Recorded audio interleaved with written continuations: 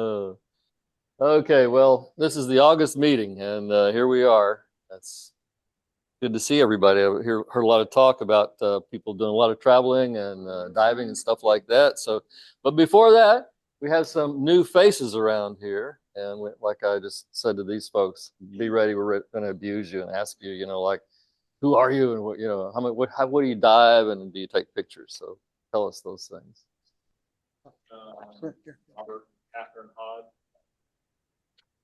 Robert and Catherine Hodge. We're part of the Chum group, so we know Brian up in the top right corner. Oh, and and all right. we came to the Huff event and won this little free membership for the family. Good. We got our diving certification in Guam like in summer of 2023, and just recently started diving more. She dove in China. We both dove in Tunisia recently, and we might be going to the Comal River here in this month just for fun. Oh, and Lake Travis. Yeah. So. Yeah, we don't actually we don't have like any underwater cameras or anything like that. We have a GoPro. But we would now that we've launched this. That's an underwater camera now. Everybody here I has think a Dennis GoPro. isn't here. He'd be offended. Every one of us has a GoPro. You're one of us. Okay.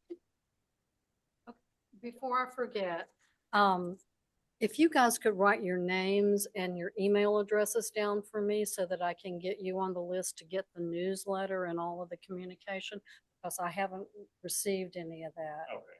And I kind of keep up that list. Okay, and back in the corner, I recognize the face, but this is your first HUPS meeting, so. My name's Andre Robinson.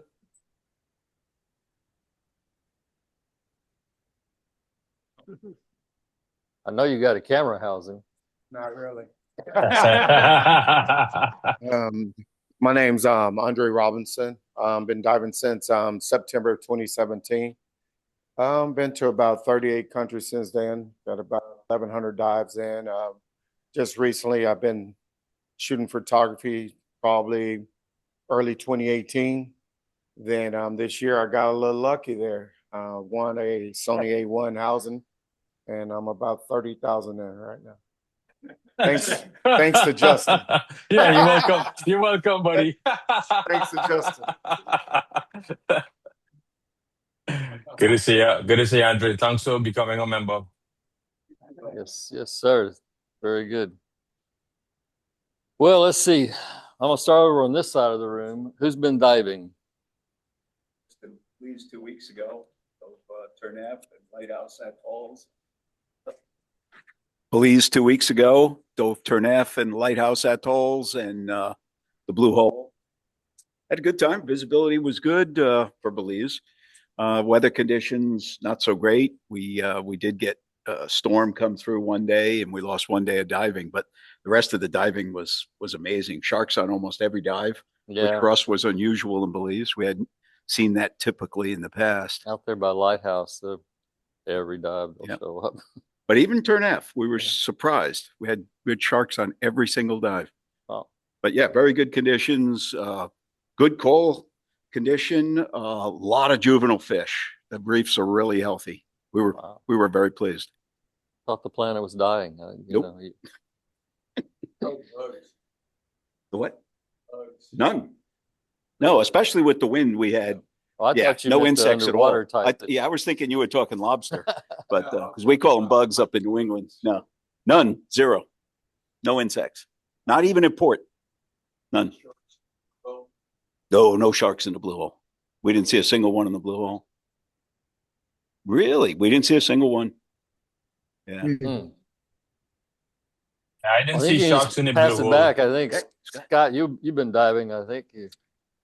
Yeah, so 2 weeks ago, I just came back from Papua New Guinea and was on a trip organized by the guy who runs the Nudie Central with Facebook group. So this was a nudie counting trip. Gary Cobb. Who's on the spectrum, I will tell you. Have to be to do what he's doing. Have to be to do what he's doing. So I think we tallied about 150 specimens, species, sorry. And of course, me being the video guy, everyone's doing these stills, right? And I mean, I don't care about 150 species. I want good pictures. That's why I'm here. So I made a movie at the end and showed it to everybody. And of course, it was a hit because everyone gets to see all the stuff they had seen and all that stuff. Movie of video, not of stills. So anyway, so that was cool. And then came back and then decided to pop on down to Grand Cayman because there's a guy down there who's doing Blackwater. And I've not dove with him. And I wanted to see his operation. And so I just was there this last week doing some Blackwater with him. And that was really cool. So now I have that experience. I'm sure Dennis has been diving. I think he's next. Anywhere. No, I haven't. I thought you guys were on a liveaboard. We were in Raja. That's not diving. I guess we didn't speak about that last time. Well, we were on the Mari, which is a sort of a smaller Indonesian wooden boat. We went with Dive the World, which has done a really good job for us in the past in Cuba and on this trip as well. And we had 7 people, Jesse and John Vanata and Roberto, and we had David and Mike Hernandez, myself, who am I forgetting? Martin. Yeah, and Martin. And Martin. Rob Brunel. The boat was small. It only took 14 people. And there were only 8 of us on the boat. There was one woman who was a retired realtor that was there, that she keeps going back to that boat over and over again. She just loved it. But they gave us really good food. They gave us good service. It was a smaller boat, didn't have a camera room, but we never had a problem. We really didn't have a problem with cameras. They moved the cameras for us up into the dining area where we could change everything we needed to. But we saw the usual stuff and some of the unusual stuff. A lot of really good macro on this particular trip because we did a lot of night dives, especially on the piers. I thought it was a good trip. Enjoyed it a lot.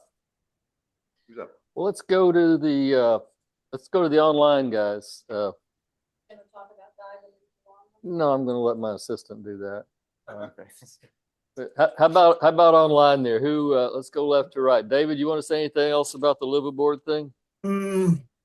Well, I don't think I've attended a meeting for a while, but in May I went to Tubataha on a Stephen Frink trip. Martin and I did that, and that was really nice. Healthy reefs, a lot of sharks, a lot of schooling fish. It was nice to see really good healthy reefs. After Tubataha, I did a week at Puerto Galera and a week diving the wrecks in Coron, Philippines. And those are both good. Saw some good stuff. I went to Coron because a couple of my friends up here from Colorado really wanted to go dive those World War II wrecks there. So otherwise I wouldn't have gone there probably, but we had a good time. And then I did the Raja Ampat trip, and it was my first time to Raja Ampat. I don't know why, I just never made it there. And I'll go back for sure. It was good. We had a good time, saw a lot of good stuff. That's about it. All right, let's see. Who's there? Brian, you been diving? Well, I'm always diving, but it's not out of country. It's mud holes and aquariums. Just checking in, Still full of mud, huh? Oh, I enjoy it. I usually am in the water at least 6 to 8 times a month, so I love it. Okay. Justin, where you been? I have been at the pool diving for these little submarines that I throw for my 3-year-old. That's as far as it goes. I hit my NDL yesterday and I got out of that some bitch quick. So Excellent. Okay. but I'm gonna dive this month actually with with Andre. We're supposed to go hit the Stetson coral spawn on the fling. So looking forward to that. Cool. I'll have a story in September.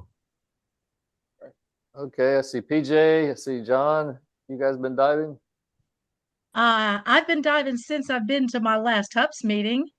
At the end of May, we went to St. Croix, and the water was warm and beautiful, and the lots of cool critters. The reef was kind of iffy. I think mostly because the dive operator that we were out with um, only went like 7 minutes from the dock. So we were, where a lot of boat traffic was. I don't know whether that had much to do with it or not, but I wasn't real um, pleased with the condition of the reef. But the other places where most people are doing shore diving instead of doing it off the boat, uh, the reef was in a lot better shape and lots more critters. The pier had lots of turtles and some beautiful critters, lots of good macro opportunities. It was a good trip. Okay. Who were you diving with? And was it Christianstead where they just took you right out? Yeah, every dive site was in view of the power plant. So, 7 minutes from the Frederickstad. yeah. No, Christianstead. Oh, so the Valero, you were diving off the Valero plant, not at the pier. No, we did the pier was on the agenda, absolutely. And so was Cane Bay. And Cane Bay was fun and wonderful. Okay. What was the name of the dive shop you dived with at Christianstead? I don't remember what the old name for it was. It had recently been taken over and it's now called Blue Salt Divers. Okay. All righty. Right. Who else? John? Not since Raja Ampat. Okay. Hey, Craig. Yeah. And I put a plug in real quick. Yes, absolutely. We're going to Stetson, Dylan, and myself, and I think Justin just mentioned he's going on the 27th of this month, the Stetson Coral Bloom. Yeah, I'm there. I just checked yesterday. There are plenty of berths still available on that boat for that weekend. Okay. Thanks for that information. Which boat is it, Brian? It's a Thursday trip. It's a Thursday MB Fling. That's the only boat that goes to the flower gardens anymore. Okay. Yeah. But it's on a Thursday? It leaves on a Thursday, not on a Friday. How many days is it? 3 days. 3-day trip in July when the Gulf should be laying down flat. August. Yeah. And August, in August. Okay, yeah. You're jinxing it because that's the height of hurricane season. So let's you just jinxed it. Okay. Anybody else that we missed online? I can't tell if there's more people or not there. Shows an arrow. Okay. Well, let's see. Where did we get to? Did you want to add anything, Martin, about the? No? Okay. Okay, we just got back Friday night from Bali. We went up to Tulamben. This was our second time to stay at the Villa Marquesa, which is the most fabulous resort. It is absolutely beautiful. If you've been there, has anybody been there? Oh my God. The gardens are like a botanical garden. There's people out working the gardens all day long. Kind of like our house. Kind of like our place. Anyway, they've got a big main house that has 4 bedrooms in it. And then they've got all these bungalows on the grounds, for extra rooms. But the diving there is mostly muck. There's reef, but it's mostly muck diving. And you see some of the muck dive. You see a creature or two that you've never seen before. And this trip There were Pikachus everywhere for some reason. There were Shaun the sheep everywhere, some with eggs, and Harlequin shrimp. Like Harlequin shrimp were everywhere, if you can believe this. And Both varieties. every size. We saw 2 Harlequin shrimp that were so big, I was shocked. I've never seen They were about like that big Harlequin around. shrimp, you know, like the Usually, size of well, a there's 2 soft- different species of Harlequin shrimp, so we saw both of them. Anyway, Fully grown though, yeah. yeah, it was pretty cool. So, you know, that's definitely a place that is Or you could go stay in a homestay and come down and shore dive, but you know. You can shore dive there, yeah. Yeah, shore diving's we were talking about earlier, those of you, was pretty rough getting in and out of the surf. Yeah.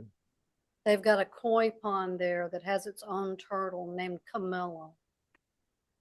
Okay, that's enough of that. Is the surf always like that?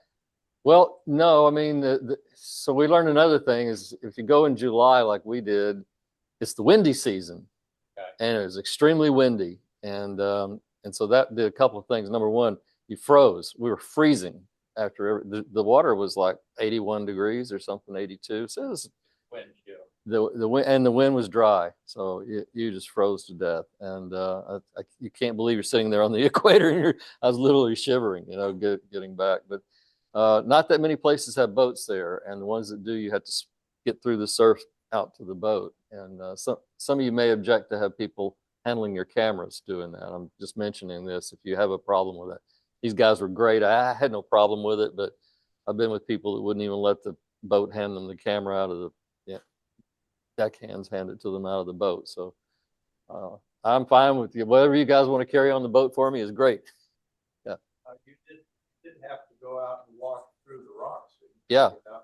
Yeah. It's not that far. It's about, you know, the boat can be like from here to the back wall, you know, but there's a really steep slope because you're on the side of a volcano. So the angle is some, you know, very steep angle, and they're big. But having been there one time with just the little, you know, booty kind of stuff, I took real boots with, you know, a sole on them. That's another thing I would recommend highly if you. But the diving was fantastic, the little stuff. So, okay, and you guys didn't talk about your diving. You just said where you went. You wanna? I mean, it's just a one-day thing, and the other days were canceled because of the tide and the tide. So. Okay. A few octopuses. Okay, cool. Who else? You got your hand? Yes. So I had a pretty amazing trip back to Roatan. I'm on about my 15th trip back there. Move the camera, Martin. 10 days, a couple of weeks ago. And so I don't know if y'all remember, in February, I adopted a coral tree in the marine park there. So April, I got certified as a coral ambassador with the marine park. So I got to go and outplant some coral back in April. So this time I went back to the marine park, checked on my coral tree. Everything's doing really good. Some of the coral's not doing so great, but the genotype on my tree is doing really well. Okay. And I also got to go check on my colony out on the reef. It's growing, doing well. So while I was there, it was their Shark Week. So I did a shark awareness dive with Ilili Honduras. It was a big presentation. It was really cool. I think I got some okay pictures. So aside from that, Ilili Honduras runs a program, Citizen Science, where if you take pictures of eagle rays and sharks, you can submit them. So I submitted some of the eagle ray photos that I took. And so one of them was not previously recorded. So I got to name the eagle ray. Cool. So that's kind of a cool thing. Aquila maris. So it's eagle of the sea. So that's pretty cool. Had a pretty good trip. So how's Ray doing? Is he Ray, the Ray, is that what you named him? Yes. Yeah, that's what I named. That's really nice. Oh. The north side. Okay, well, I think that's the most diving I've heard That's ever. awesome. This is like one of the best meetings in a while. I'm expecting some spectacular photographs after all of this, and some video too. I heard somebody saying that they'd push the red button on their camera. There you go. Well, it's going to be short and sweet as far as the governance and all that. Frank just came because he liked us. He doesn't have anything to talk to us about today. So one thing to report, we got a number finally on the HUF. Maybe you want to say what Debbie sent to you. Gosh, I can't remember the exact number. It Well, was close. It's $2,300 profit this year, which has kind of been the typical, range of our profit every year for HUF. Yeah. Mhm. So anyway, oh yes, okay. So what's happening right now is before we left to go on this Bali trip, I opened up the entries for HUF 2027, which is April 3rd and 4th. And we had started getting in quite a few films, especially in the last week and a half. Those of you who are here who are judges know what I mean. We've gotten in some phenomenal films just in the last week and a half that I was like, oh my God, these are so great. There's no doubt that these are going to be shown. And one of the guys that we had been submitting to the HUF in early years of the HUF and we hadn't seen for a couple of years is back. If you guys remember Olivier Bourgeois, remember him? Okay, well, he submitted a film. I was so happy to see him back. But yeah. Anyway. So one thing to mention about that, some of you are judges and others, we're happy to hear feedback, but like everything else, AI is, hitting us harder than it was before. Last year, we actually had a movie that was totally made by AI. They sort of bragged about it on the screen. But now we're seeing a fair bit, and thinking about what we're going to do as far as handling that in in the show. I have no inclination to ban it or anything like that. Some people feel that way, and make it a separate class. Sorry? Make it a separate group. Well, like there's several things we stuff. could do. I'm not asking for a solution. That's something we thought of.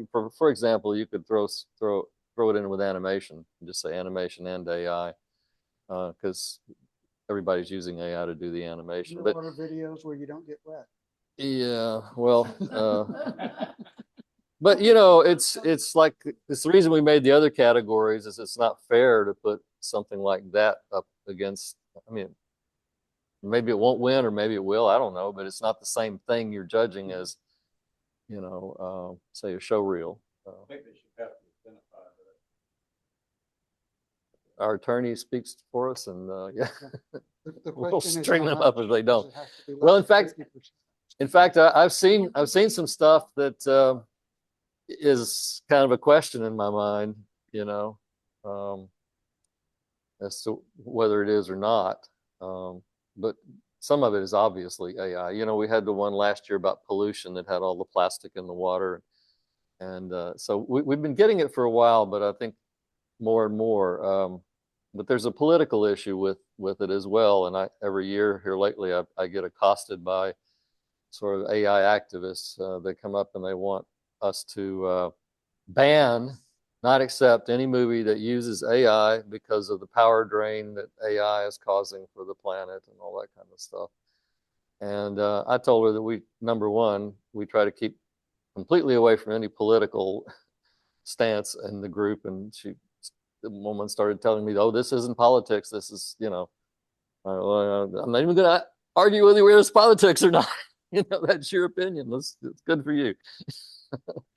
So, yeah. So anyway, I just wanted to bring that up. We're going to have to make some decision how we handle it as we go through the films. But I think the most likely thing is if it's kind of like what we do with how we loosened up with our use of advanced tools and editing for the photo contest, that, as long as you're not going and making content out of it, you can use it, because otherwise we'd have to say, oh no, wait a minute, Topaz AI, noise reduction and color treatment and all that.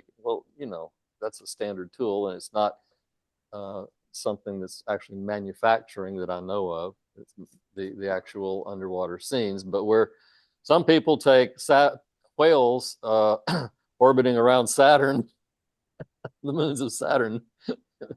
No, I mean it's fine to do, but if there's a major amount of it, it should probably go in its own category. And if you're doing AI, you'd probably like that, because then just if you win it, you win against the other AI people, and so don't get beat by the damned real whale sharks that people have.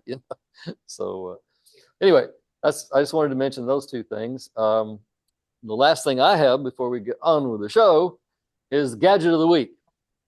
And for you new people, this is like the favorite thing. Everybody has their gadgets, so feel free to bring one. Now, this is not really a new gadget, but I'm showing this because of a conversation I had over the weekend, and I was talking to someone who was going diving and was going to be, and I said, well, it was on my mind, well, how are you going to deal with the data that you're generating? Because I think the plan was to get a GoPro and just shoot, and obviously they'll have to, and well, they hadn't thought about it. So anyway, I had to struggle with this because when we started shooting higher resolution, 4K in particular, the file, my PC wouldn't play the files anymore. So I had to consider either taking a much beefed up and therefore heavy PC, which I did for a while, and I got really tired of that. And then I found a pretty powerful Samsung tablet that would play the actual movies. And so then you have the problem that the tablets are probably going to have one USB plug and that's it, And so I said, okay, I can plug it in there maybe and put it on a internal disk and then move it back again or something stupid like that. And then I found out I couldn't even do that because some of these new SSDs require more power than the USB plug on the tablet would supply. So anyway, Martin has one of these devices sitting over there. He uses it every week, but I brought my own here just so you can see. The solution that I found on this is really pretty easy. They sell these little USB hubs. You get them on Amazon like $15, $20 or something like that. This is an older one, so it's got a little card reader on the side, one of which I had to destroy because it ate my my little card. Couldn't get it out, but I got it out. It was ruined anyway. So anyway, the nice thing about this is it has a power jack on one side. So you plug USB power supply in there. And then on the other side, on this particular one, it's got a USB-C input, and then two of the larger ones. So this is enough to, put, let's say the big disk you're moving it onto in one of these, and the other one can have the disk out of your camera, or if your camera has a USB port, you can just plug it in directly. And then you got to learn a few tricks, get a nice piece of software that's available that has a real file manager that allows you to move files from one disk to the other, which is, you would think file manager would have that, but it doesn't on just regular Android. But anyway, that's the way I handle it. And then you can just carry disks along and fill them up with this thing. This is just an extension cord to make it. So that's kind of a mini workshop. Anybody else have a gadget here? Yeah, you brought one? Yeah, it's really not a gadget. It's for your first aid kit. Carry waterproof bandages with you. I have some of those, yes. Yeah. I didn't have any with me. When I was in the Philippines. I lost 6 diving days. Can't hear you. Paid for them. I also have a private guy. The mic is not on. Did it go off?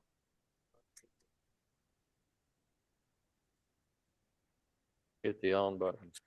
Can you hear me now? Yes. Yeah, well, when I was in the Philippines, I lost 6 diving days because I didn't have any waterproof bandages, and I cut my arm doctor told me to stay out of the water for 7 days, and she gave me antibiotics to take 3 pills a day, and so I stayed out of the water because when I was leaving this resort, I had 14 days at another resort, and I didn't want to put that in jeopardy. But there was 18 dives that I missed that I didn't get any refund on, and it also included a private dive guide on every one of those 18 dives. But you got to drink all day. Huh? You got to drink all day. Look on the bright side of life. Yeah, but you had to No, pay he for was on those too. he was on antibiotics. He was on antibiotics, so he couldn't be drinking. Let's just be real. Yeah. You believe that conspiracy theory? I don't believe it. Yeah. Mark, he is absolutely correct because I fell down in Valley with you guys and skinned up my knee, and I had a waterproof bandage. It worked. It works. I kept diving. No antibiotics. Well, it's true. There's stuff in the ocean that the salt water doesn't kill. Yeah. But I always take, like the what is it, Neosporin that is petroleum jelly based, so you can put that on and it doesn't wash off. And depends on how deep a cut you have, I guess, and how committed you are to getting back in there. Super glue. Also, those things will, in a pinch, will do for moleskin too. Those next care things stick well enough. Yeah. So, wow, this has been a really enlightening show today. I'm riveted. Now it's time for something different, I guess. And now this, Justin Wallace. Come on, you're up. Hey, Oh wait, yes. I think did I leave anything out? Okay. I think we got Huff all the way too. So we mentioned it is for Huffs next year. Glad to hear that entries are coming along. I'll try and get mine in on time this year. Martin, do you think you want to do the fin facts now and then we'll go to the presentation? Okay, sounds good. Yeah, I wanted to, in every newsletter we have these fin facts which kind of highlights a member. I thought it would be good that we could actually bring it up on screen and have a chat about it, especially if the member is there. And guess what? Today I actually have the member there and the fin fact. So we'll have a quick scan through it and then we'll go straight into our presentation.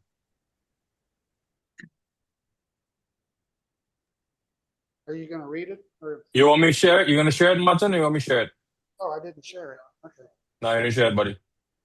Yeah, I'll read it through. I'll just have a quick scan and read it through. You all should have read the newsletter. We put a lot of effort into it, mostly Betsy. Actually, only Betsy. But you guys should all read the newsletter. And if I know anybody who's not reading it, I'm going to tell Betsy.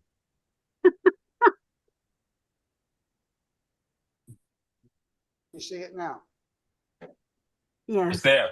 There you go, John. Bada bing, bada boom. All right, John.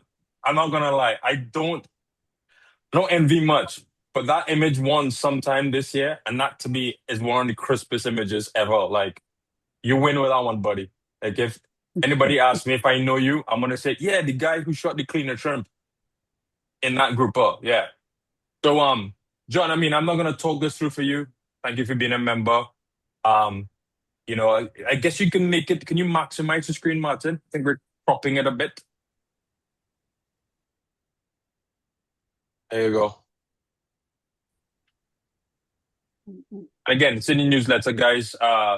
He has quite an extensive resume of places he's stationed. John, you want to just mention like your favorite while you're on the call?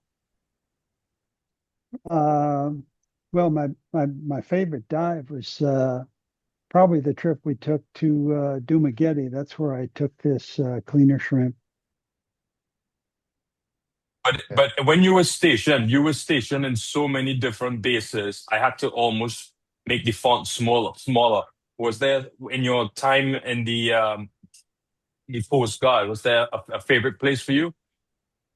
There's a little island between Midway and Wake called Curry Atoll. You can walk around the island on the beach in about 35 minutes. and they wouldn't let us have scuba tanks, but the snorkeling was just out of this world. I believe it. I believe it.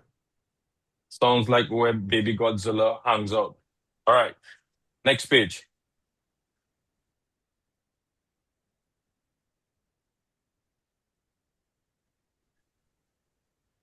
So, we're trying to get more people into videography, hitting that red button, as Craig mentioned today, right? For now, you said your gear is strictly for stills, and you have some strong gear. It's strong. It's still strong in the sense it's still working too. But we'll accept GoPro video any day, anytime, mate. But yeah, if you scroll a little more, Martin, if people in the room want to scan that code, and I'll leave it up on screen for a minute, and you can send me your details. It's a Google form. I'll love to feature you. I'm starting 2027 recruiting right now. So if you guys can get on board with that, that'll be amazing. Feature somebody Can I new. say something? Come on. Yeah, I want to say something about John. Of course, he was on the trip on the Maury with us. Yeah. And John has been diving for the last 2 decades almost with the same Ike housing, the same ports, and the same Canon camera forever. He's never flooded it once. So Legend. I asked him, Legend. what?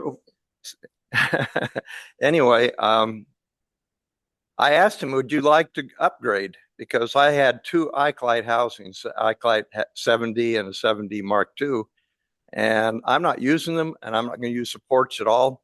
And so I invited him over to my house, and he took everything.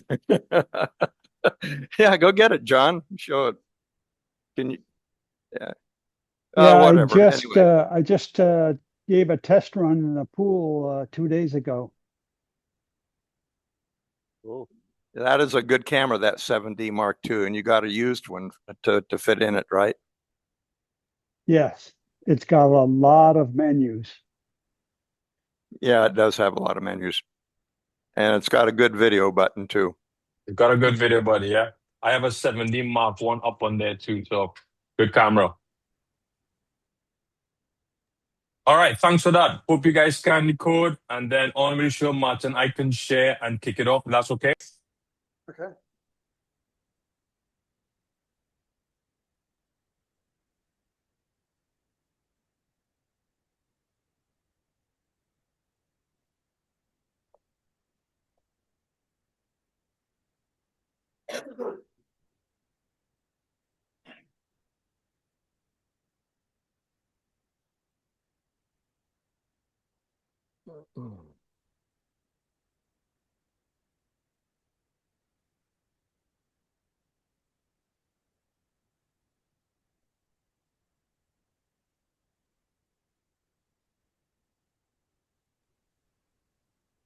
Can you see my screen?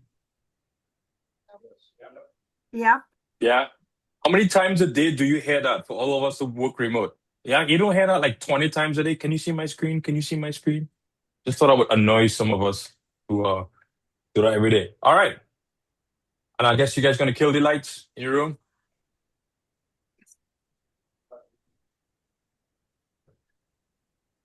Anybody see anything familiar here?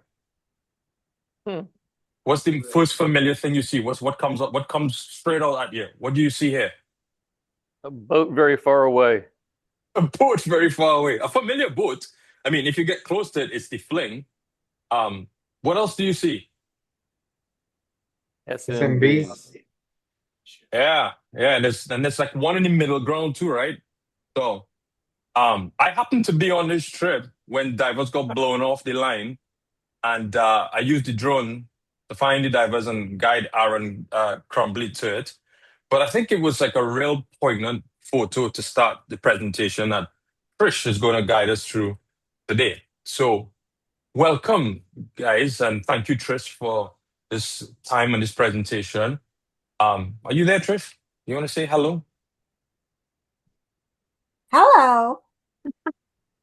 There you go. So many things happened within the last week when it came to this topic. Good things, actually. So I'm gonna help her today. So I'm gonna add my photo in the AI there. I'm like, it's gonna be a little bit of the Trish and Justin show. Because I saw this presentation at a Luna Finch meeting probably within the last 12 months. I love the energy. I love some of the things that she mentioned. And as I was building the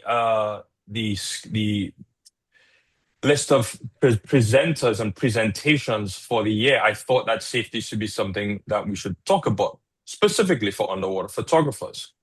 So, with the combination of, myself and Trish and primarily her expertise, we're going to take you through a bit of journey, and we want this to be interactive, right? So, like any good AA meeting, right? Hi, my name is Justin. I'm an underwater photographer, and I have done silly stuff underwater. You guys supposed to say hi, Justin. No. Hi, Justin. Yeah. Thank you. It's been 4 dives since I've sacrificed safety for a shot. You guys will say congrats. You know how AA goes. I've never been. In all honesty, I've never been. So don't try and get me there. Okay, so hand on heart, I will start first. I sacrifice safety for these shots. That Caribbean squid on a blackwater dive, he was not in recreational limits. That's all I'm going to tell my mom. Okay? In Grand Turk, getting that shot of that drop off and that slope of that lovely dive master, I was not within recreational limits for that shot. Flower Gardens on the the platform dive. My computer was not happy at one point in time of that shot. So I did sacrifice safety for all of these shots, hand on heart, right? So there you go. First confession, right? So Before we go there, hold on. Before we go there, I really want to go over something. I'm going to skip my introduction because this is really important. And thank you, Justin, for bringing the perspective that you bring and for co-presenting with me. I'm in Reno, so sorry I can't be with you guys. But Dan literally just posted on Facebook this exact topic. So I just going to today. I mean, this is amazing. So I'm going to skip what I was going to say as an introduction to this presentation. And I want you guys to put your hearing aids in, listen up, because this happened. And that's why this topic is so important. So even when you're focused on the shot, don't lose sight of the dive.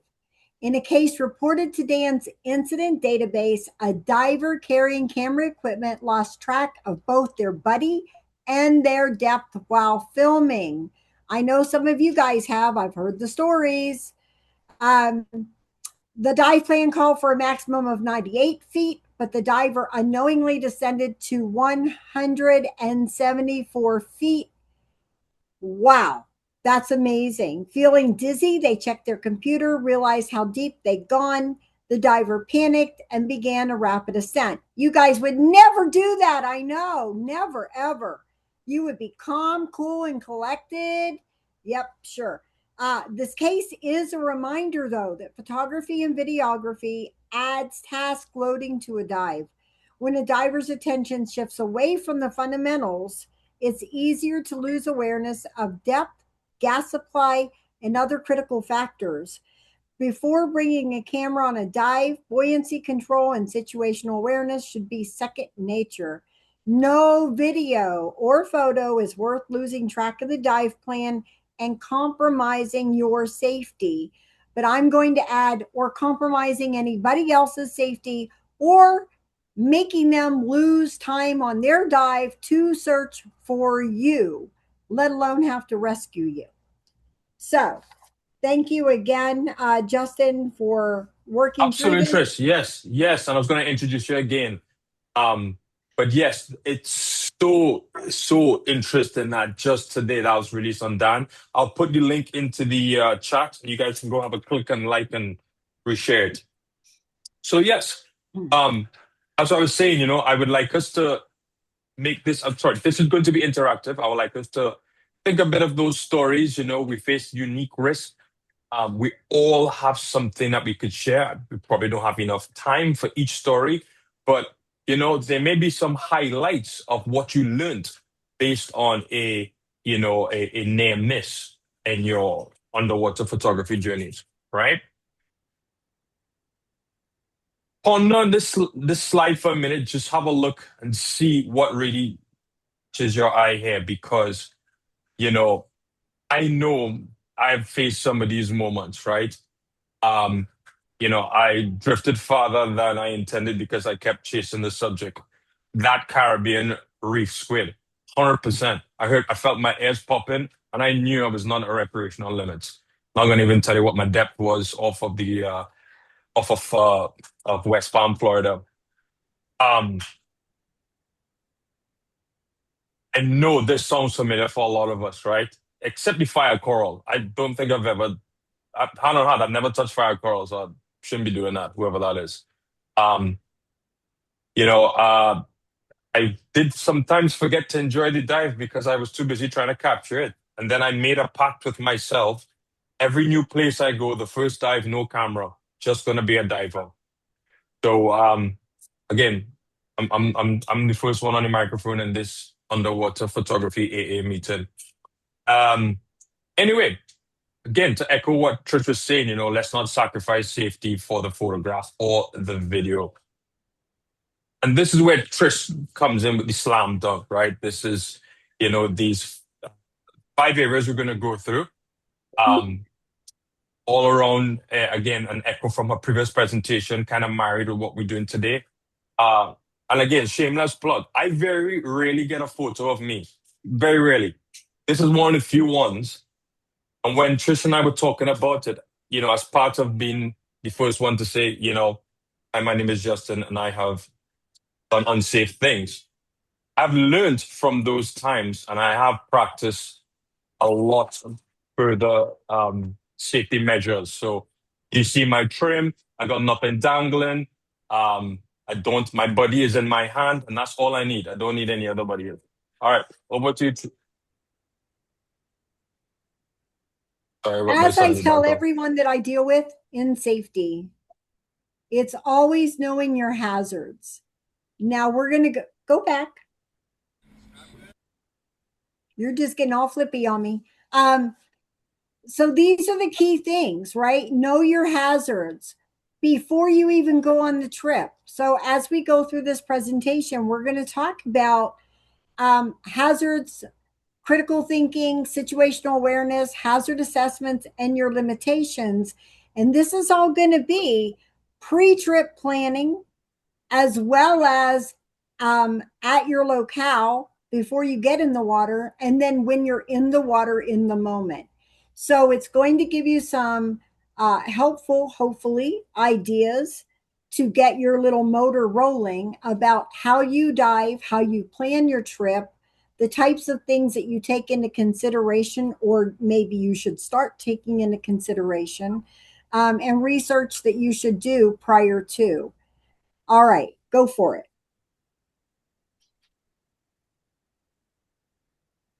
Play You're that gonna thing. you're Yes, gonna please. talk about this video? Okay, play the video, Yes. yeah. Yep.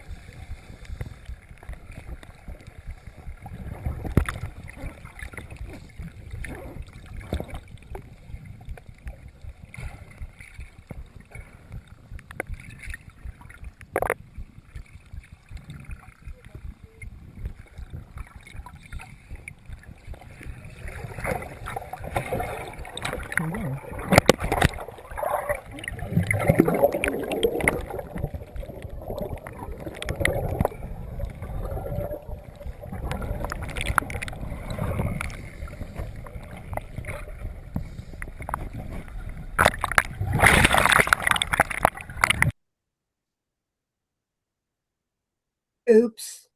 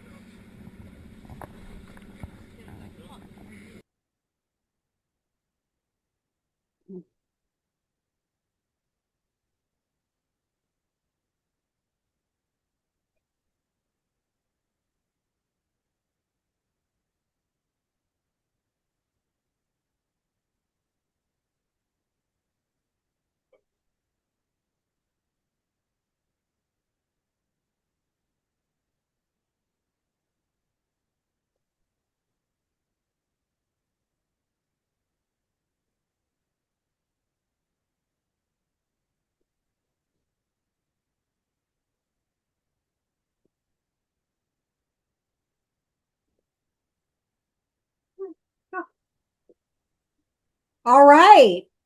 So who here has either experienced something similar within their dive, any folks that were with them, or maybe they experienced it themselves? Anybody willing to fess up? I panicked in the Philippines. We were on an easy dive, Dennis and everybody. It was a nice sandy slope, and there were little coral heads down there, and it was all gentle. We were at about 60 feet, fixing to go down to about 80 feet, and all of a sudden I was overcome with this urge to go to the top. And I mean, I just like, it was like there was nothing I wanted more in this world than to go up to the top. And by that time, we are at about 70 feet, and Dennis and Craig and Betsy and them were a little bit deeper, a little bit away from me, about 20 feet away, 30 feet away. And I noticed I was blowing a lot of gas. And I was like, Brian, if you go up, you're going to have a target. You're going to be marked. They're going to freak out. And you're going to be in trouble just trying to, trying to make that safety stop. So I talked myself down. I closed my eyes. I said, close your eyes, Brian. Focus on your gas. And so I started breathing, getting my gas under control. I got my breathing slowed down, and then I told myself, whenever you open your eyes, focus on something and just stick to it. And I opened my eyes, and there's this little coral head in front of me, and I just focused on that. And then I took my housing and I aimed it at the coral head, and I started shooting pictures, and everything was good. I moved back down because I had moved up about 15 feet up the slope. I moved back down to everybody else, and we finished the dive, and everything was good. And after the dive, I wanted somebody to know what happened, because it's really, it's kind of embarrassing, and it goes underreported according to Dan. And so I went over to Craig and Betsy, and I told them about it. That way, at least somebody on the boat that I knew and trusted knew what had happened. And I told them I was good and I had it under control. But yeah, and it was an easy dive. There was no reason for me to panic. But I mean, I wanted to hit the surface more than anything else in this world. Amen. Thank Brian, you. Brian, I'm gonna give you 10 points for the intrigue of you being in the dark and giving that story. Like it just added so much intrigue to it, like a true confessions box. Like, well done, mate. Absolutely. So I'll share one that was very similar, Brian. And I think we all have a story that's similar where we just panicked either for no reason at all, or maybe there was a reason, but we were a good enough diver that we were able to overcome it. And I give a lot of kudos to my initial open water instructor, because he was a crusty, salty old Navy SEAL that helped me through a lot. And the one thing that will always stick with me, and I pray it always sticks with y'all, is when anything goes wrong, and especially if you feel yourself starting to panic, or if you start sucking down gas, stop, slow down your breathing, and just kick into a comfortable place, a calm and comfortable place that's close by. So I was in Cozumel with my ex-husband. At that time, we were rescue divers, and we got on a 6-pack with these machismo guys who decided to go to Maracaibo. Never even knew what that was. So we get to Maracaibo. The plan was to go just over the wall down to about 110, 115 feet. And as soon as we got just over that wall, there was a down current, which I had never heard of. And apparently most people on that dive did not. I went from 110 to, well, not even 110, from where the wall was to about 154 that fast. And I can't find my ex-husband. I couldn't find my hubby. I couldn't find anybody. I saw a few people just getting sucked down. I did exactly what my instructor said to do. I stopped, I went into Zen breathing, and I started kicking in. And when I got in within about 10, 15 feet of the wall, I was out of that current, and everybody just started following me. But I'm panicking, not just because of what had just happened, but I don't know if my husband is dead. I don't know anything. And so finally, as we come up over the wall, the dive guide finally catches up with us and has us do deco stops. He does short stops, goes to the surface, finds out my hubby had gone to the boat, and then shot straight back down. And we eventually all ended up on the boat, thank goodness. But again, there are many times, and I had my camera, but I was so freaked out, I couldn't even get my camera out to take shots. And come to find out, he was pulling his camera out while right about the time this current hit him, and he dumped his camera. He dumped his weights. He just shot to the surface. He was starting to narc out. So it's doesn't matter what skill level you're at. It doesn't matter what credentials you have. It can hit you. And as Brian said, thank you, Brian, because there can be absolutely no reason for it. But you have to go back to your training, and you have to calm down, find a way to calm yourself down. And I love that you decided to pull your camera to help focus you to become more calm. And I'm glad that you shared that with other people, because absolutely, that's the important thing. Don't be embarrassed. Don't be ashamed. And that comes back to the critical thinking part of things, right? We have to be able to think things through, even in the midst of panic, even in the midst of a blasting current that pulls us away from people, even in the midst of the plan gone wrong. That's the important part of critical thinking. Whatever it takes ahead of time to refresh yourself on what to do in those strange times, refresh yourself. Talk to your buddy about it, right? If something like this were to happen, how would you react? And I got your back, buddy, right? And again, the buddy system has failed us. For some reason, we're not as good buddies as we used to be, either part, right? So the critical thinking is very, very important. Situational awareness, right? We have to be aware of, are we in open water? Are we amongst a lot of topography? How many people are on the dive? Do we have one dive guide or more? Is it a heavy current? Is it calm enough where we can go our own way? But that situational awareness is vital.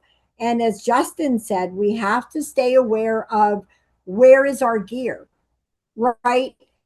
What good is your SPG if it's dragging in the sand? What good is your dive computer if it's not right where you can see it, right? Justin and I had a great conversation about this, and he said that he's got two, first of all, and secondly, one of those is integrated. He keeps that on his ballast for his camera, and the other one is on the inside of his arm, because where are we looking when we're diving, right? What good does it do for you to have your dive computer on the flip side, especially when you're focusing on things? So that situational awareness is very, very important.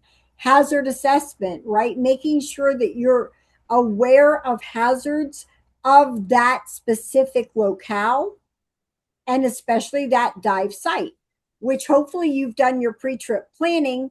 You understand what to expect. We have internet now. We have social media now. We have an amazing organization of divers that dive all over the world. We've got the resources to know ahead of time what to expect in areas that we want to go to. And then, of course, we have to also be very, very honest with ourselves about our limitations, right?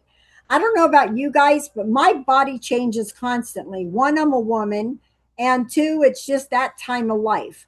My buoyancy and my weighting and everything changes on almost every locale and sometimes on different dives, depending on the depth and the current. But some of Trish, us have this one size fits all. Yes, sir. Trish, could you mentioned situational awareness, and this is Yes. something that happened to us on our trip to Socorro. I was with Betsy and Craig Beasley and Tom Collier.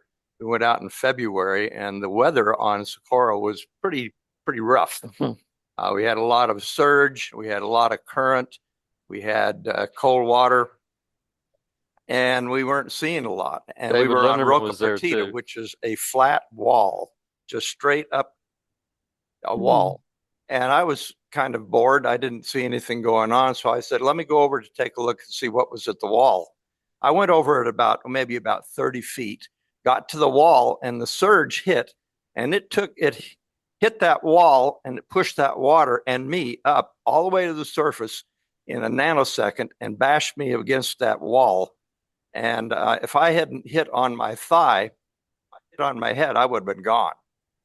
And as soon as I hit, I pushed off and started going down and getting away from that wall as fast as I could.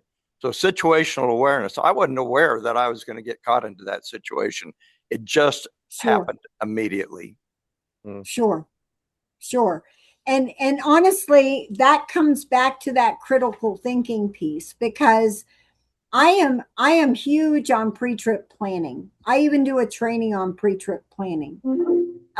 You can't always get all of the information that is beneficial, because sometimes things just come up.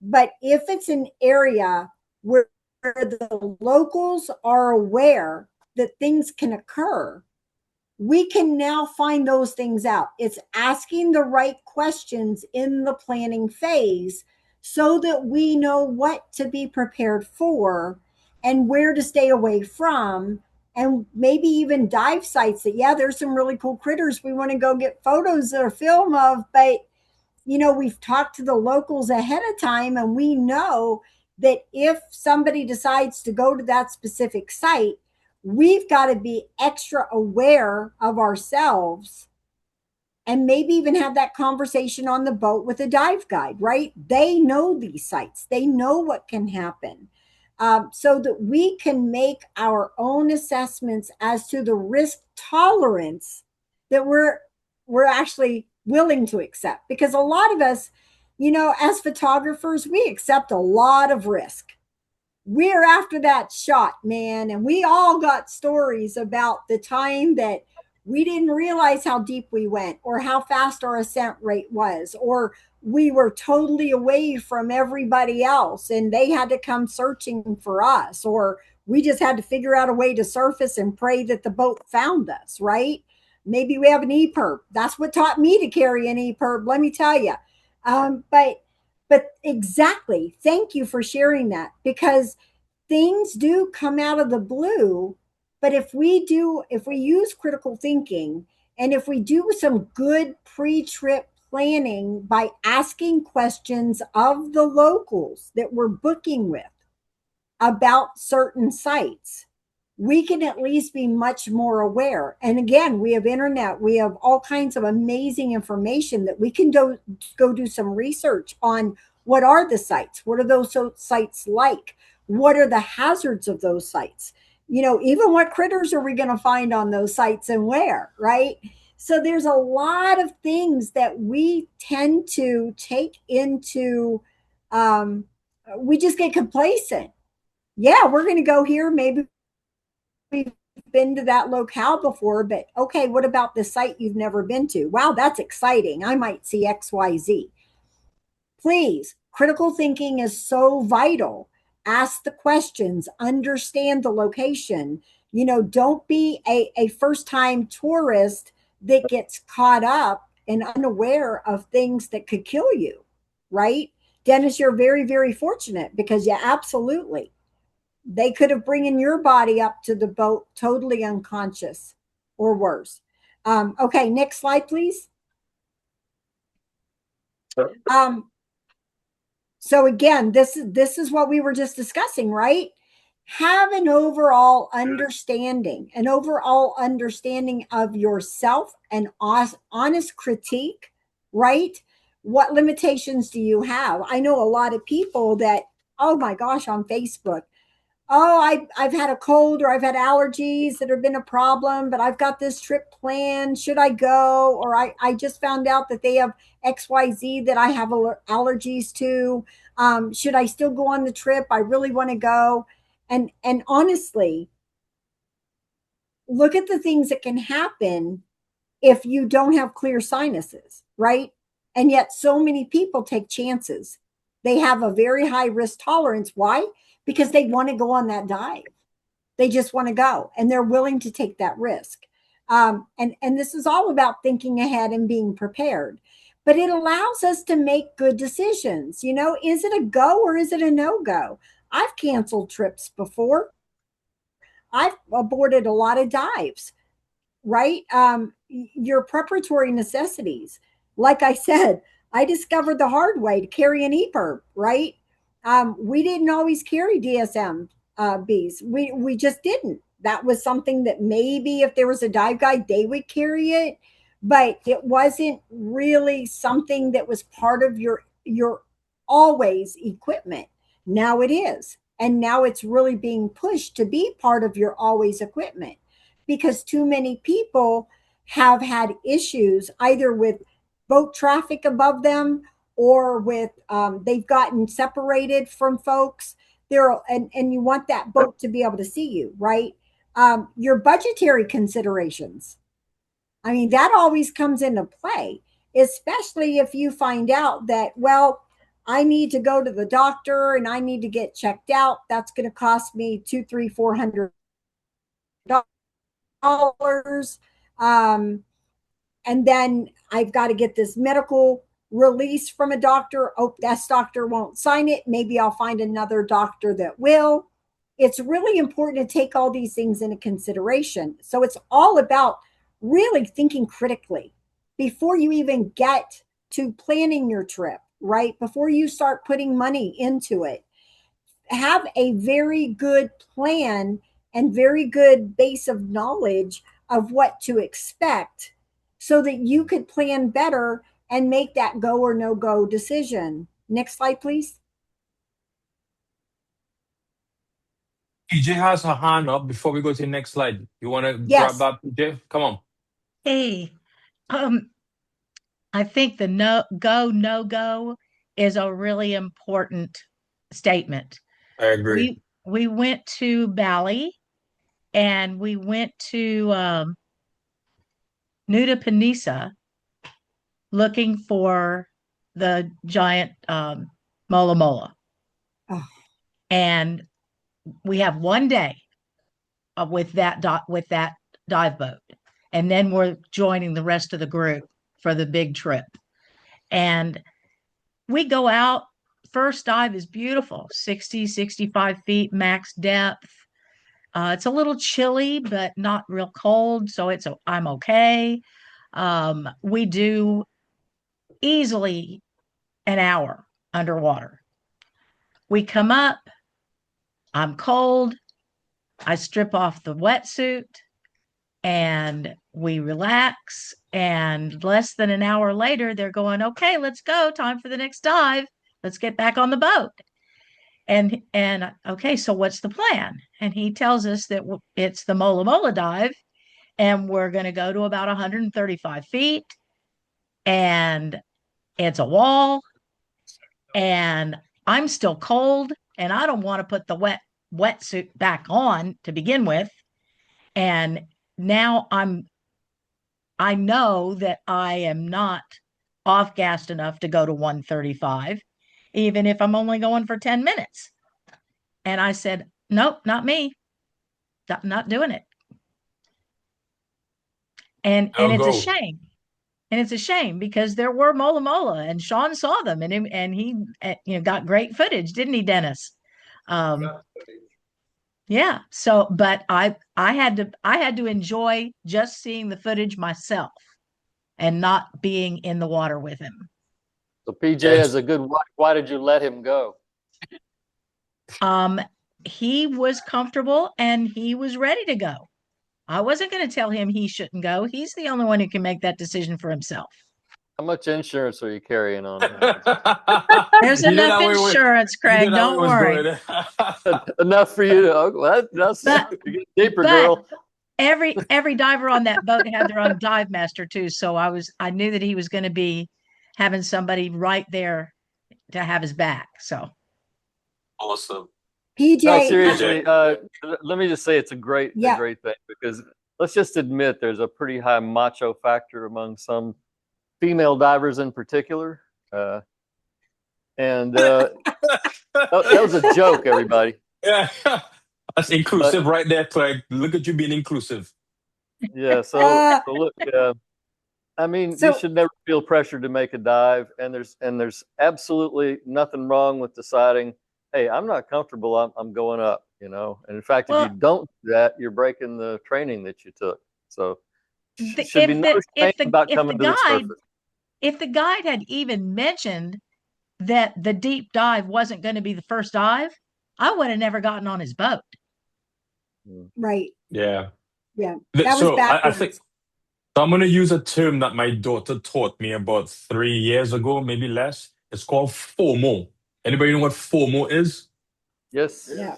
Fear of missing Fear out. of missing out, exactly. And the true, to me, the catalyst of go, no go is FOMO. Because you don't want the Dennis, the Craig, because you know they're going to rub it in your face to get back on the boat when you missed a dive and tell you that they finally got that mermaid mating or whatever the shot that you always wanted to shoot, they got it, right? And you should have been on that dive. So we all, that machonism or that ego, we have to balance it with that fear of missing out, right? Especially as underwater photographers. That's the whole point. We're going to capture a moment. So, you know, it's easier when you are without a device, right? Will record. But you just say, yeah, I'm just gonna set that dive out. As a matter of fact, I'm gonna set the dives off for the rest of the day and go get a Bing Tang. Or I'm gonna set this dive out because I don't feel comfortable because of the last dive, but I know they're gonna go find this nudie branch or whatever, and I want it so bad. That's when you make the wrong and poor decisions. Yes. I've done that. I have done that. I think Let we've me all say done one a other little thing bit, about so- it. It's not just the macho thing, and it's not just underwater. Okay, you need to watch out. You need to watch out for safety on the boat. Yeah. Oh God, yes. You know, there are people who do not refuse to follow the instructions given to them on the boat, and you know, you're often put in a situation where they're doing something unsafe. You're in Asia. The dive masters are not going to confront you because that's their culture and they want to tip as well. And so you have to stand up for yourself. And I just ran into this in the Philippines last year. There was this macho character on our boat, and there are these little tiny boats, you know, and the crew handles all the gear. You know, you give them your wetsuit, your tanks, everything, camera, because there's no place to put it on the boat, basically. Well, this guy goes, nobody's touching my camera but me, you know, and nobody's touching my tank but me, you know. So they're just like backing off, and so we're sitting in a little space big enough for about 4 people in the front of this boat, while he is going to change his tank and gear and all that. And, you know, I'm as far away from him as I can get. But, you know, he looks away, and I happen to be turned talking to Betsy, and that tank came down and hit my foot. And I was just very fortunate that the valve on the tank was pointed up, or I would have had a completely smashed foot, you know.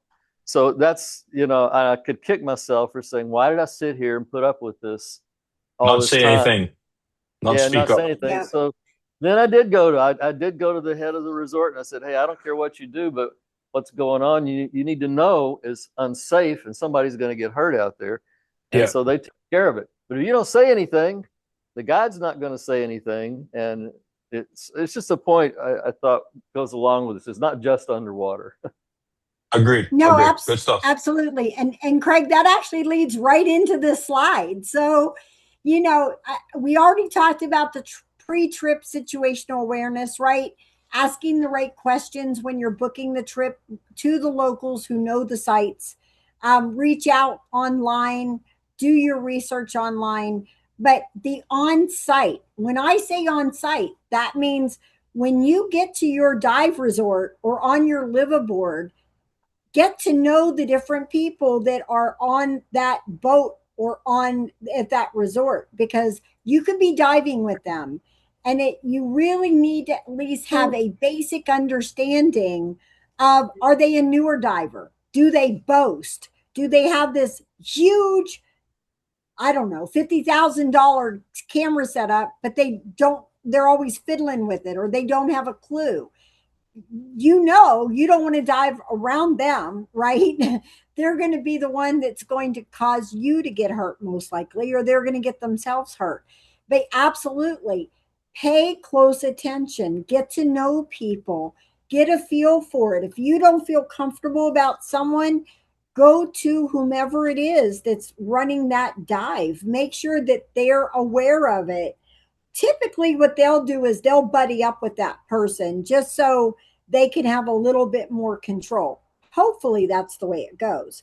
And then when you're in the moment, we're already in the water, and you've got people that are not doing what they were told to do, right? I was on a dive one time. My ears, it takes like 4 or 5 throwaway dives for me to be able to clear to get past 30 feet. And it was a new dive buddy for me. We'd been friends forever. I got in the water, my fin flipped off.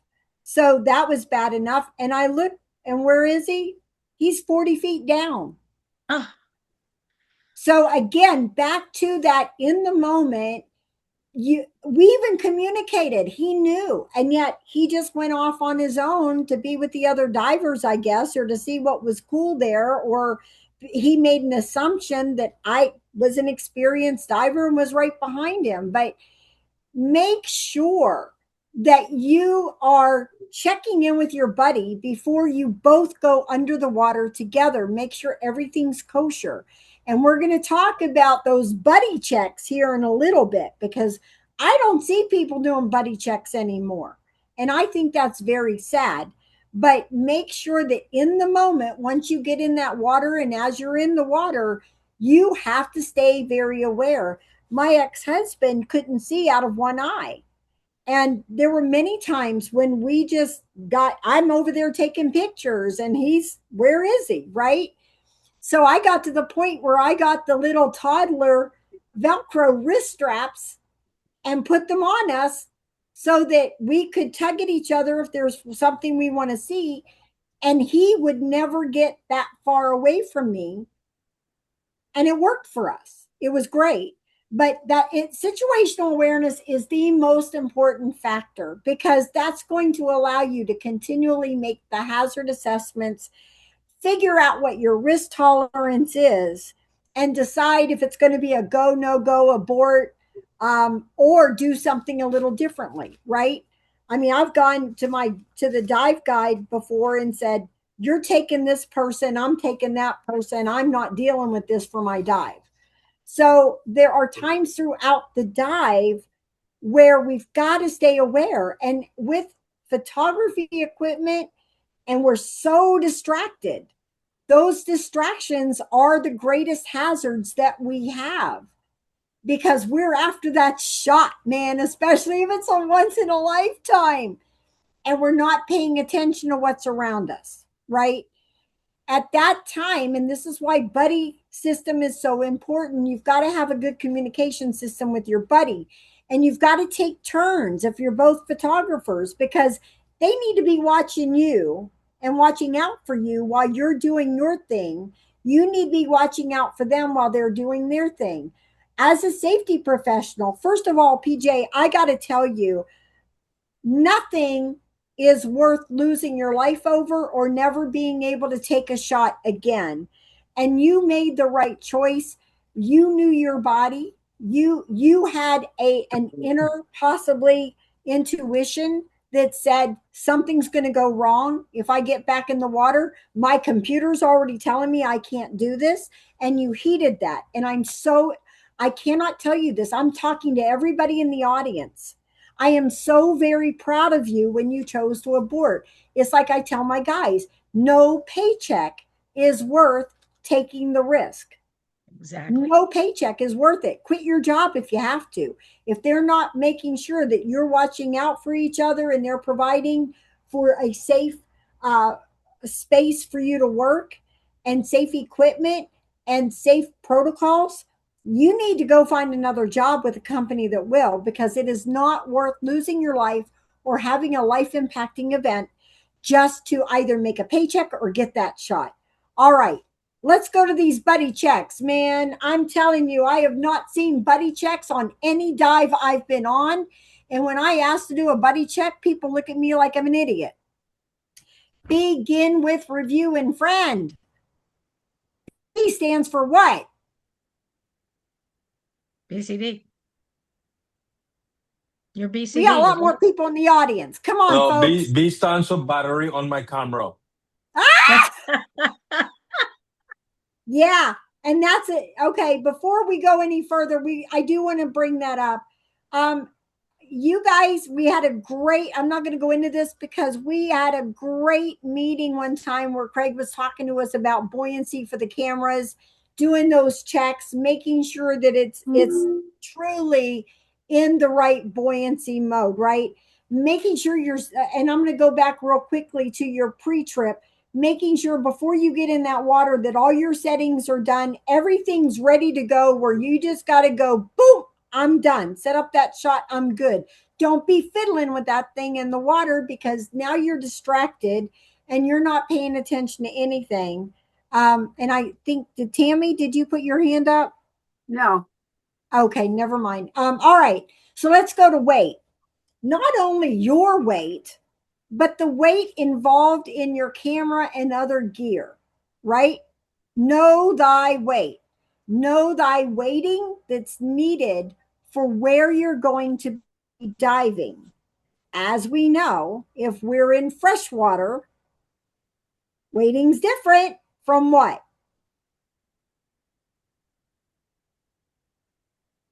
Saltwater. Saltwater. And from high current situations, right? Oh, yeah. Right. Oh, yeah. And current. And if we want to go do the manta dive where we sit on the bottom, well, you know, I'm floating away. That's all I'm saying. Know your releases. Your buddies should know your releases. Sometimes we rent gear, right? Justin and I were talking about this last night. He's moving toward renting gear more so. I'm always about my own gear because I know my gear. I know it inside out. I take good care of it. If anything comes up, it fits me perfectly. I know the exact quarter of an ounce of trim that I need for any specific situation. So really understand your gear. Know where those releases are. Air. How many people know their SAC rate? There's what? Your SAC, your air consumption rate. I do. I know mine. It's really important. Get that down. Take some time. Understand it. You know, I was About away an from hour. diving. What's that? Yeah, it changes underwater all the time. All the time, man. I was so proud of myself because for so many years I do Zen breathing. I could use one tank, just a regular 50 steel, for 3 dives because I use so little air. And then I was out for a while. I came back and oh my gosh, I was the biggest air hog to me. I mean, I still could outlast the air hogs, but to me, I was just sucking it down. And I thought, you got to get this under control. So really understand your gas, the gas that you are using, if it's nitrox. How many of you actually have an oxygen analyzer that you check your nitrox tanks with yourself? I do. You know, there's a lot of conversation going on right now on social media about doing that. And a lot of dive operators say, no, you can't use your analyzer because it'll blow my sensor. And I'm like, I'm just saying, I'm presuming yours is calibrated, but I'm on a weird island in the middle of nowhere, and I'm going to make sure this is the right gas. But Trish, and then of course, let me yes. make a comment. Yes. When they first started certifying you, you had to have your own nitrox analyzer. No way. Yeah, I'm one of those. Absolutely. No, is that how it was when Adam was a boy? Well, I can tell you, you could buy one for about $300, or there was a do-it-yourself kit that you could make your own, out of PVC pipe and an oxygen sensor and calibrate it and everything. Anybody want to buy? Wow. What? Yeah. That sounds like Captain Don's. The problem with that though, it's very expensive because those oxygen sensors, go real quickly. So you got to buy another one almost every trip. And, I don't know of anybody that carries their own anymore. I still But carry maybe mine. some people do. I still carry guess. mine. Is Yeah. it the first one you bought, or how many have you had to replace? Oh no, I've had quite a few. But that's okay. For me, that's the cost of diving because this is my life. That's right. This is my life. And I've had them before where they said it was 32 and it was 38. Oh. So I'm not going to chance it. I refuse. But that's who I am. I'm a safety pro. I don't. Well, wait a try minute. Now, really hard there's a difference between you just taking somebody's word for it and actually watching them analyze your tank or doing it with their own sensor. Now, the places I've been, they maintain their sensors because they got liability. So 100%. I would probably I trust them more than I would trust mine, to tell you the truth. But anyway, Brian has a sign up. Mark wants to say you guys need to move it along and we need to shut up and let you finish. Okay, so real quickly, final check for entanglement, especially of your gear, right? Final check of your buddy, final check once you get in the water. Roll it. I think Go there's ahead, Brian. Ask your question, Brian, before I forget. I was on a trip in Cozumel and I asked for hundreds and they told me they couldn't get nitrox in my hundreds, so I was breathing straight air. And everybody else on that trip, there were masters and instructors on that trip. Not once did I see anybody insist on watching them test their gas. And the one time I got on the boat and there was a nitrox tank for me and I said, I'm doing air.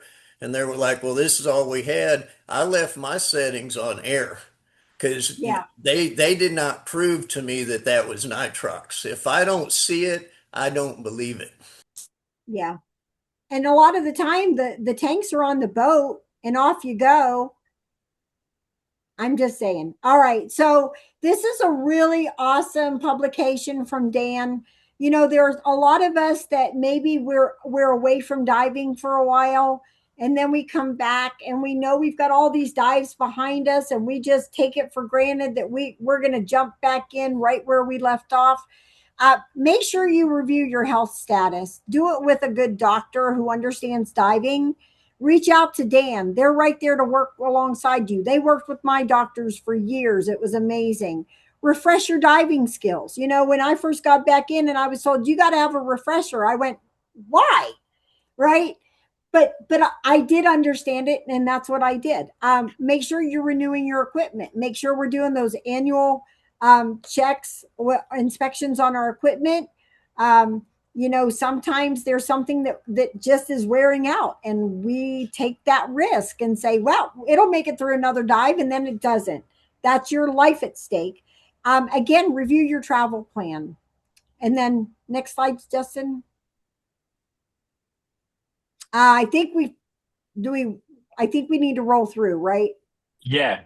So we'll just let's go probably to the open next it up. slide. Yeah, so this one, so we have because I know we're gonna do the photo competition. So how many more minutes you want to give us, Martin? 4 more minutes? Yeah.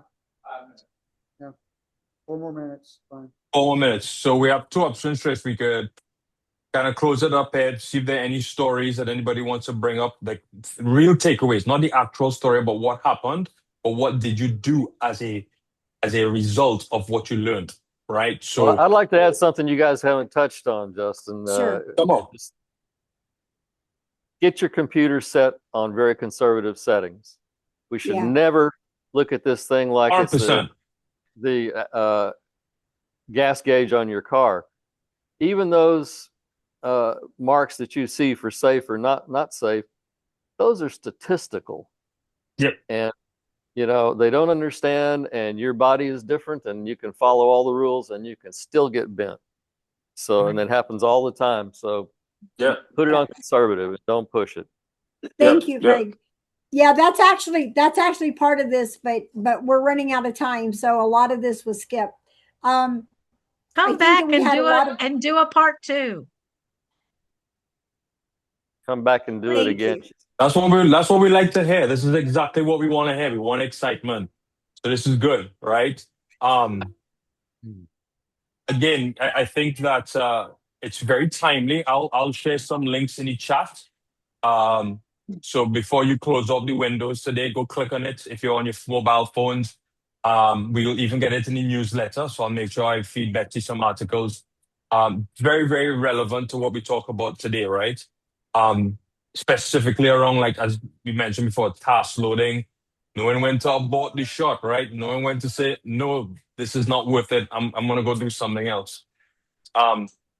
Is anybody else want to share something on Zoom call? Anybody in the room? I'll tell you something really dumb that I did. Okay.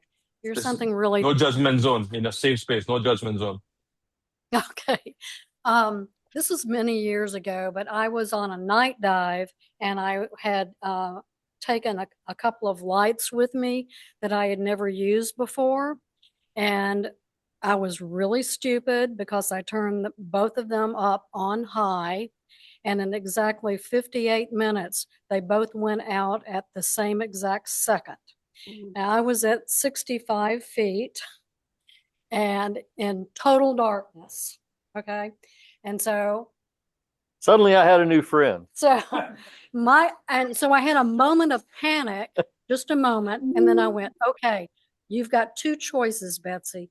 You can just go up, inflate your BC, wait on the surface and hope the boat doesn't run over you because you have no lights. Or you can just look around you and see if you can find some other diver, see their lights, and just go swim to them. So I saw some lights over yonder and I swam to those lights, and it happened to be Craig. It wasn't happened. I was your buddy. What are you talking about? You lucked out. You followed his scent. You followed his scent in the water. So what I'm saying, what I did that You've was seen so two dumb. nudibranchs, right? So what I did that was so dumb, I did what I should have done underwater. That went well. But what I didn't do was topside. I did not run my lights and see how long they lasted before I got in the water with them. On low, on medium, on high. You should always do that every time you go underwater with a new light you've never used before. So. And I actually also- carry it. I carry 3 lights. I carry an extra one in my pocket just in case. She had 2. All right. You guys are so responsible. We want you. You Turning guys are both so of 'em. responsible. Right? Who knew Uncle Sam was certified? I found this picture on the internet. This is a true photo, not AI. We want you to plan your dive. We always say plan your dive, dive your plan, right?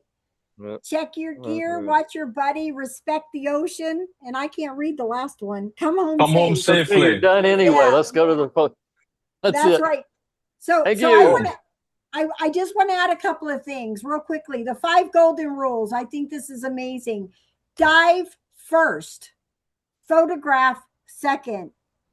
Air is more important than aperture. No picture is worth breaking the dive plan. Protect the reef that gives you the photograph, and you can always come back tomorrow or another day. And on your very next dive, I got a challenge. I just want you to do one thing differently, just one thing.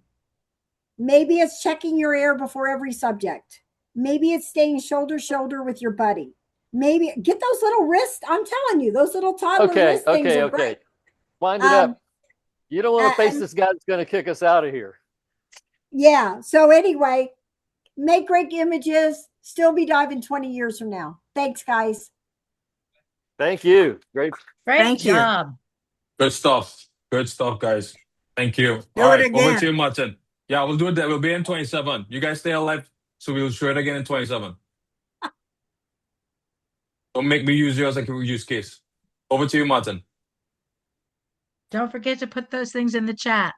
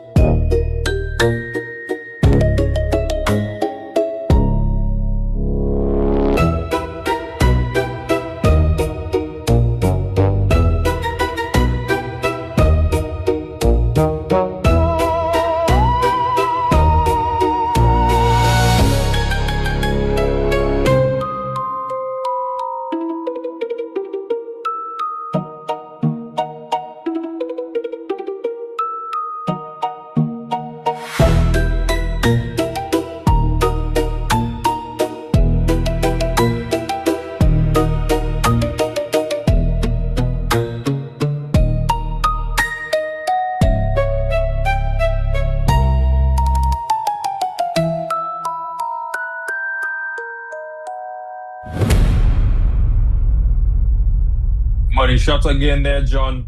Congrats. Money shot. Money shot. Thank you. Let's go.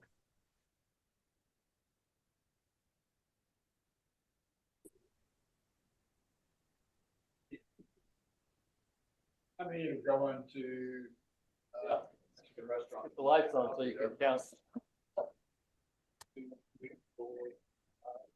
Folks online, thanks for coming in and, Thanks again, Trish. We'll be in contact. That was awesome. Good to see everybody. Good turnout today. Good party. Always love a good Go party. eat some Mexican food. That's what we're gonna do.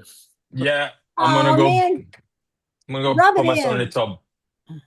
Yeah, you guys rub it in. We don't, I mean, I'm literally staying in an area that I have to go 30 minutes to get anything. See you later, guys.